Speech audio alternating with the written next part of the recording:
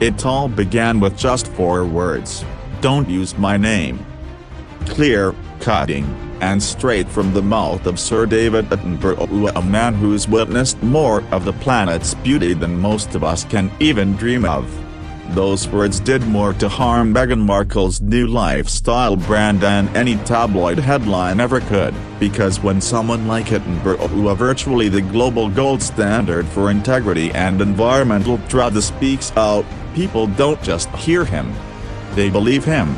Meghan had been surfing the celebrity influence wave for years, from her Netflix partnerships to her ongoing speeches about empowerment and mindfulness. Her brand has always thrived on proximity to prestige, whether it's aligning with Oprah, invoking Princess Diana, or casually referencing the Obamas. The formula was obvious: surround yourself with icons and let their shine reflect onto you.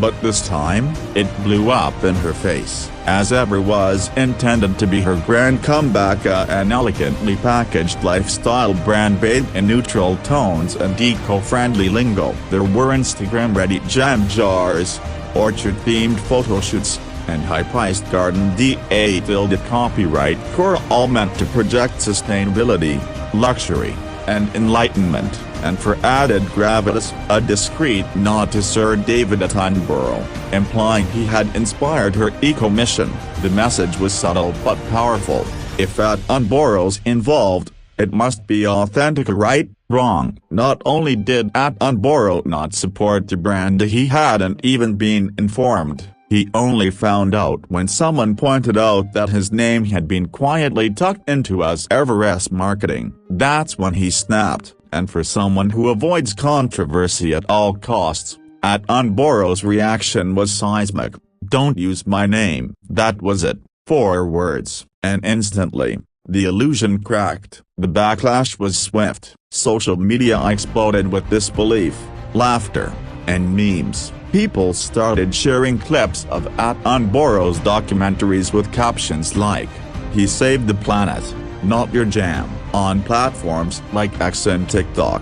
# "Use my name" began trending. Meghan's PR machina, usually quick to deliver heartfelt statements and poetic explanations, went completely silent. No press release, no filtered Instagram apology, nothing. And that silence, it was louder than anything they could have posted. Because here's the truth: when your entire brand leans on credibility you've borrowed, a single rejection can topple it. And this wasn't just any rejection, it was Sir David Attenborough. This is a man who's walked with royalty, explored untouched parts of the earth, and spent decades teaching the world about environmental responsibility. He's not a marketing prop, he's not a trend, he's not someone you casually slot into a mood board to sell premium jam jars. He's the real deal. And the twist: Meghan's brand was supposed to embody everything this moment exposed: mindfulness, authenticity, purpose. But beneath the soft lighting and recycled packaging, critics began to see it clearly as celebrity greenwashing dressed up as virtue, a performance of authenticity without the substance to support it. And when Attenborough drew the line, the entire illusion began to unravel. Supporters, collaborators, even influencers who had been sent as ever gift boxes fell quiet. The sparkle dulled. And the real blow? It wasn't just the brand that took the heat up, it was Meghan's access. Because if there's one unspoken rule in celebrity circles, it's this: no one wants to stand next to someone a legend just rejected, especially not over jam. But it wasn't just the public rebuke that hurt up, it was the ripple effect. Meghan's whole branding strategy relied on association.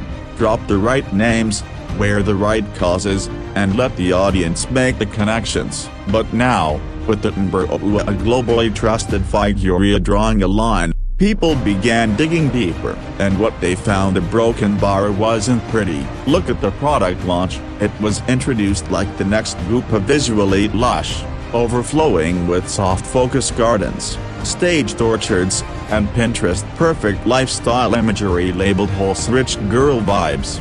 But behind the dreamy filters and vague eco slogans, glaring problems emerged. products were hard to find or unavailable. The site teased jam drops that sold out before most visitors could load the page, and the brand's environmental claims more flair than fact. Critics didn't have to try hard. Packaging labeled as recyclable wasn't. Some ingredients weren't locally sourced despite claims to the contrary. Even the mission statement leaned heavily on feel-good language, but offered zero real data or accountability. And yet, Meghan stood firm and quiet, but unwavering, until Attenborough's name got pulled into the mess. That's when the narrative shifted. It was no longer just a flashy, overhyped celebenteria, it was something worse. Supporters, especially from Hollywood, began stepping back.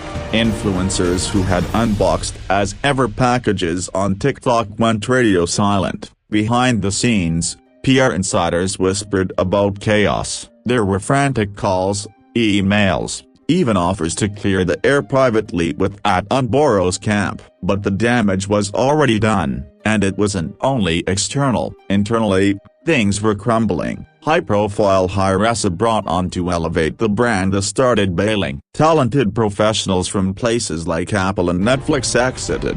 4 major staff members resigned within weeks. Even People magazine, a long-standing ally of Meghan's, started reporting on the turmoil. That's when you knew this wasn't just another PR hiccup, it was a full-blown credibility crisis. Then came more silence. No Instagram live, no poetic reflection post, no video on being misunderstood. Just Meghan, stepping behind the curtain as the story spiraled. For someone known for managing her own narrative, the retreat was deafening. It felt like her entire media strategy had been shredded. No PR spin could fix these, and not when the criticism came from someone outside the game. Sir David Attenborough didn't give an interview, he didn't post a video, he didn't need to. Those 4 words, "don't use my name," weighed more than any paid endorsement Meghan could have hoped for. Because his credibility wasn't bought up, it was earned, through decades of action, sacrifice, and truth. And credibility like that, it doesn't get co-opted for branding without consequences. Retail experts started chiming in. Without the serious rebrand and probably a public apology as ever was done, trust was gone. And in the world of lifestyle branding, trust is everything.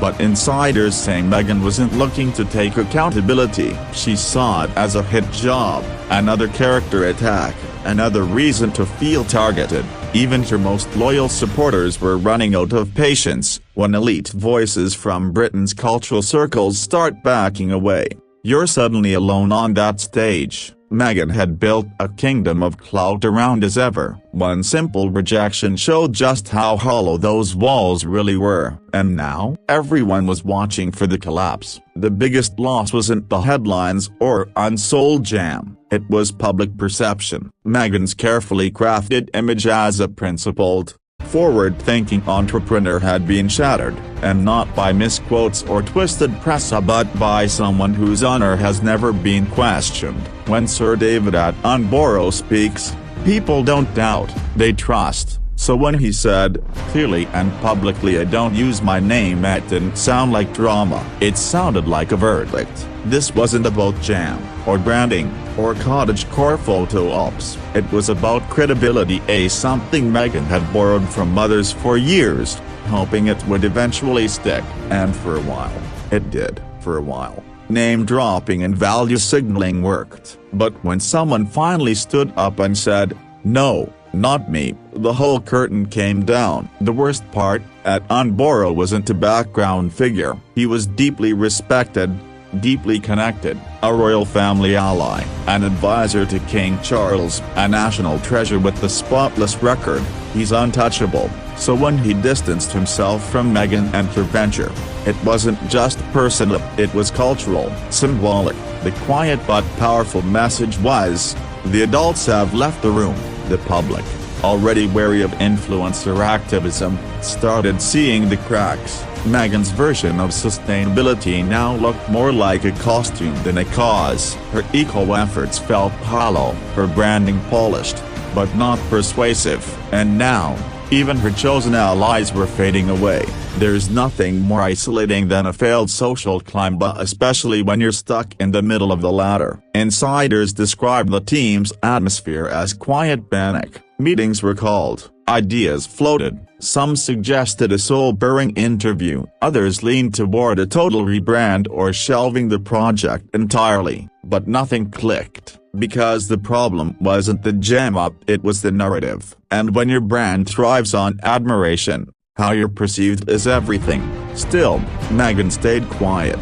Some believed a big reveal was coming, a redemption arc, a high-profile ally stepping in, a glossy comeback, but days turned into weeks. Just murmurs, crisis control meetings, staff shuffles, PR agencies waiting in the wings, influencers discreetly deleting old tags from their content, but the internet never forgets. Screenshots circulated, memes multiplied, and the narrative settled in.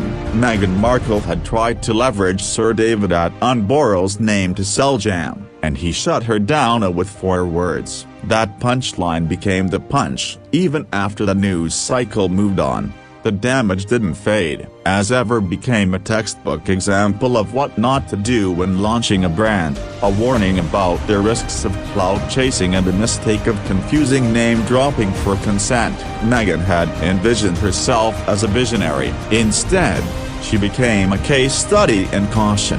Her team never released a statement, no explanation, no apology, just the same curated silence once used to show control and now a desperate attempt to contain the fallout. But it didn't work, because once the mask slips, you don't get to choose what people see. And what they saw, someone trying to sell authenticity, a broken bar without actually earning it, that's a hard image to recover from.